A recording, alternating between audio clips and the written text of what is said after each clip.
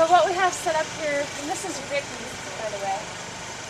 Hi. Ricky's a high school student, right? Going to be graduating soon, and is doing the work experience program. So he's with us 2 to 3 times a week, and he helped us get set up today. My name is Jen Bruns. I work for Fish and Game as the volunteer coordinator and the hunter education coordinator after I worked at Moss. That's what I've done since then. And so what we'll do today is we'll have each one of you be able to build a box. So you should hopefully have enough time to have this completed. This is what it looks like when it's done.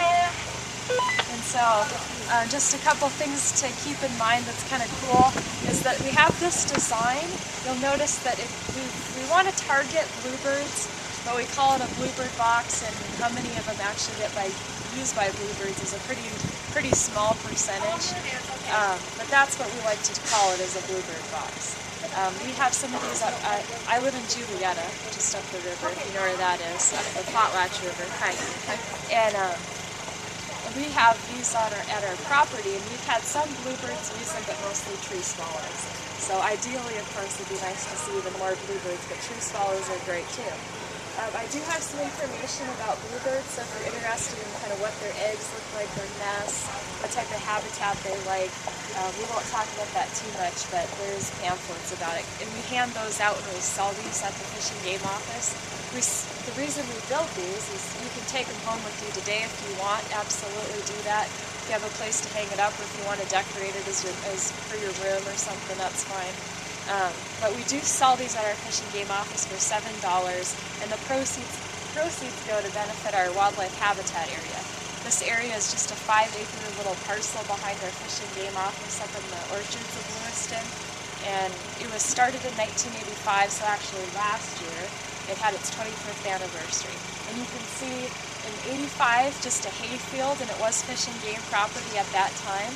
But we had one conservation officer at the time say, you know what, I really think we can do something more for wildlife for that area instead of just make money off of it from selling the hay. So what his dream was to make it this habitat area, because he really loved birds and he wanted to see more birds in this area. And so that's exactly what he did. He had bake sales, probably yard sales, you name it, to try to raise enough money to get the trees. He got a lot of the trees and plants donated too, but to get the trail built and all the work to excavate this area. So you can see in 85, the first trees were planted right after this picture was taken. 2002, it was a little bit bigger than 5 acres at that time, because you'll see 2010, just last year, actually it was in 2005 that this new office was put in, but we took this picture in 2010 so you can kind of see that difference in that habitat area. So there is a trail that goes around it right now in a figure 8, and so this whole area where the new office was built, he was pretty sad because it was his dryland site, and they excavated it to put the new office. A little ironic with Idaho Fish and Game, but that's what happened. So, but we are very glad to have this new office, because this was our old facility, just this little corner where we were living out of trailers, and so now we're all together in this office. So we're able to get those aerial photos for you guys. Okay, just to go through the stations real quick, I think what we'll do is what I really wanted you to do is be able to stay with each part of your box throughout the whole time. But for simplicity's sake, it would be easier once you master a station to stick with it. So let's just divide into stations, and then you'll just do that for the hour that we have together. So I can probably just divide you out right now, and I can kind of show you how it's going to be too. But let's just walk around and I'll describe what station.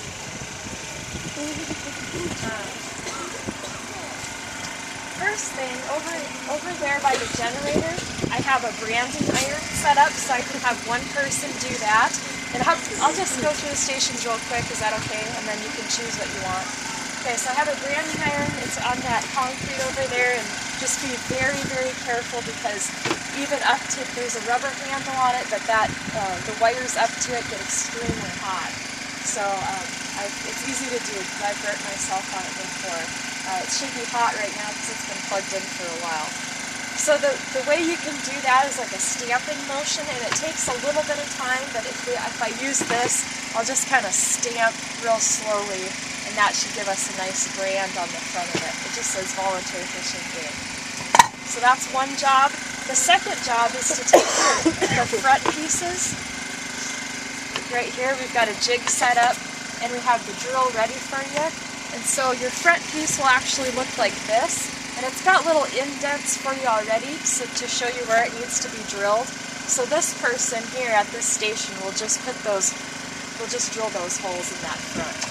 Okay, so that's that station. Also with the front, we'll need somebody to continue to cut out these pieces of hardware cloth with scissors. I think I have it over there, just the wire cutters. And so we want them about this size. What these are for is we staple it on, and then we'll have somebody staple it on too. It can be the same person. I think I have the staple gun over there too. But you'll just staple it on. This is for the baby birds when they hatch. They have something to grasp onto so you can crawl out with fledglings. So that can be one station.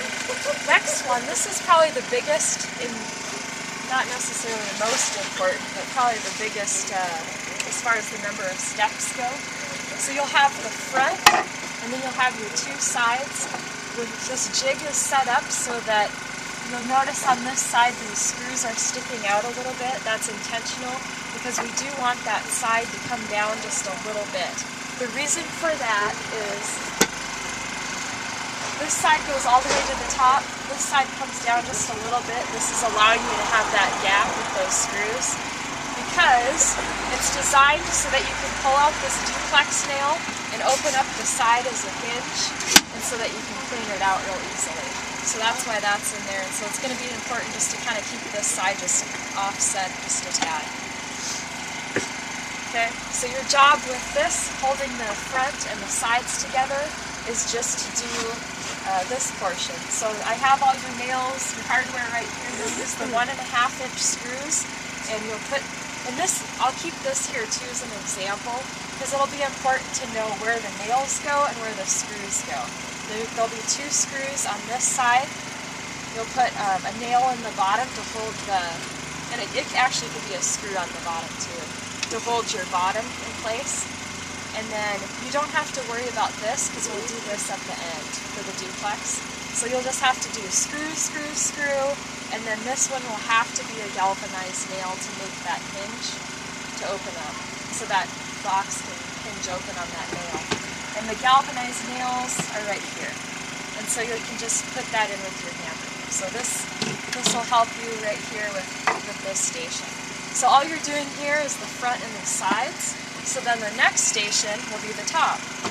And you'll have your piece for the top, just like so. And all you have to do for that is put two of these same screws, 1.5 inches, one to hold the front, the top into the front, and one to hold the top into that side. That's all you need. And again, you don't want to put anything on this side because, again, that's that hinge. Okay, so that's the top. You can do that next station. And then the back, I have a back template here, again, to show you. And it might be just worthwhile to, I'll put one here as an example so you can take and look at it for a reference. But whoever has this station, and this will show you too, I wrote what needs to go where. So screw, screw, screw. A couple screws in the top just to hold that back into that top piece. A couple screws on the sides. And then of course that galvanized nail again for that back part of that hinge. That's all you need to do for the back, to assemble the back onto your box. At that point, you pretty much have a completed box for the most part. We will need a couple people over here somewhere to do what we call the quality control station. So that'll be things like just making sure that your box opens, and if it doesn't, then you'll just have to kind of make a pile of those, or if you choose to take it home, maybe when you're at home you can file this down a little bit, because if you file it down then it will smooth that out so it opens. Also at the quality control station, this is where you'll drill this out with the 1/8-inch drill bit, and we already have that set up for you. You'll drill out this hole in the front and you'll insert the duplex nail, and the duplex nails are right there for you too. Other than that, just opening it up, making sure that hardware cloth is on there. Oh, the other thing at the quality control is is this, as we already mentioned, putting the duplex nail in for cleaning, and then also drilling the holes for hanging the box. If we could do that at the quality control station. And then we'll have a box made.